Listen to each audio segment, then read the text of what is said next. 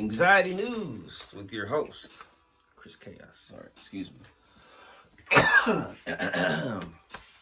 Pardon me. So, this article about anxiety in the news is from The Independent, which is obviously dependent on us reading it. So, here we go. 8 signs that your child might have anxiety. Keyword might. Everything I say, take with a grain of salt. Know what I'm saying? And this is written by Lisa Salmon. What a name. Salmon. This was published Monday, February 6th, 5:04 a.m. So the cost of living crisis is worrying most adults. But what about children who are having to deal with less money, anxious parents, exams, plus all the pressures of social media and modern life? There's no doubt our kids are feeling the pressure, with NHS data suggesting nearly 300,000 young people in Britain have an anxiety disorder. This is thought to affect up to 19% of all children and adolescents in the United Kingdom, and up to 5% of children younger than 12. We know anxiety is the most common psychological condition among children and young people, says Dave Smithson, Operations Director at Anxiety UK. You can check them out at anxietyuk.org.uk. Whoa, did the US invent the internet? And that's why we have .com and everybody else has to put like .com.ca for Canada. Interesting. That rocks. However, the signs of anxiety are not always obvious for parents to spot. Children's Mental Health Week, which is this week, runs from February 6th to the 12th. Oh, that's in Britain though. Children's Mental Health Week.org.uk is an opportunity to highlight this. Deirdre Kehoe, co-CEO and Director of Training and Services at Children's Mental Health Charity, Young Minds, and in parentheses, youngminds.org.uk, says it's normal for children and young people to experience worry, stress, or anxiety at certain points in their lives, such as at exam time.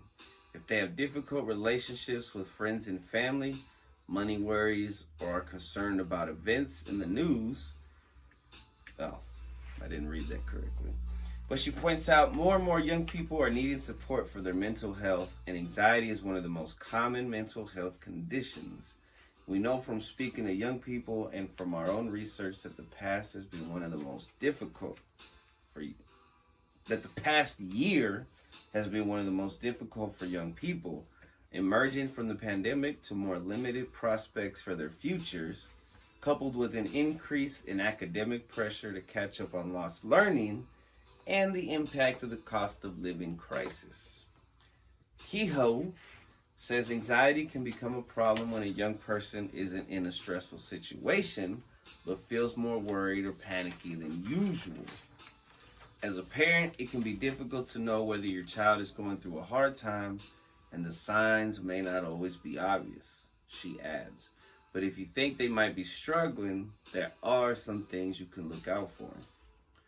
So some of these signs, these hard to spot signs of anxiety in children and young people may include sleep problems, having difficulty nodding off, having bad dreams, and maybe wet in the bed are signs of potential anxiety that could mistaken for another ailment. Yeah, I used to wet the bed as a kid. Number 2, nervousness. If your child seems less able to cope and more nervous than usual, it may be caused by underlying anxiety, warns Kehoe. Symptoms, but they weren't knowing. There was no fucking articles like this 20 years ago, 30 years ago, 4 years ago. Symptoms will look different for everyone, but things your child might be experiencing include feeling nervous, overwhelmed, or full of dread, she says.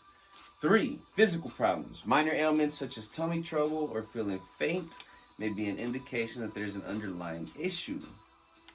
Kehoe says, physical symptoms including feeling faint or having stomach cramps or diarrhea. They spell it differently in the UK. Or it's a missed diarrhea.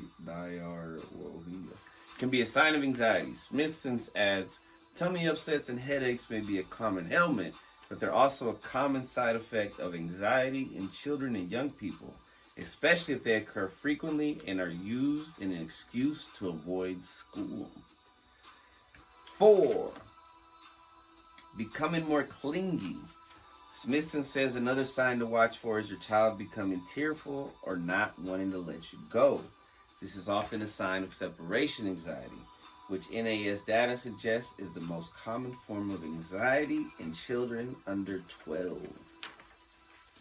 5, change in eating habits. Young Mind says problems with food can begin as a coping strategy when young people are anxious, and they may lose their appetite or perhaps start comfort eating when they're not hungry. If you notice there's been a change in eating habits, it might be a sign that they need some help. Advises Kehoe. Number 6, losing their temper. Teenagers are renowned for flying off the handle, but their outbursts may not just be the result of raging hormones, warns Smithson. Those teenage outbursts of anger or frustration aren't just signs of them growing up, but could be a result of their underlying anxious thoughts and feelings, he explains. 7, lack of concentration. If you notice your child is struggling to focus on a given task, it could mean they're stressing about something. This could be another sign of anxiety in children and young people, says Kehoe. Number 8, last but not least, reduced confidence.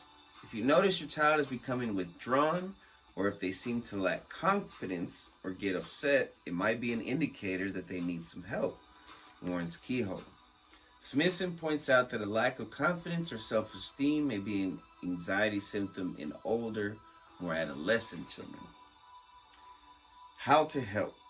Kehoe says discussing anxiety with children can be hard and they might initially struggle to talk about it. If they do open up, she advises, listen in a non-judgmental way about how they're feeling.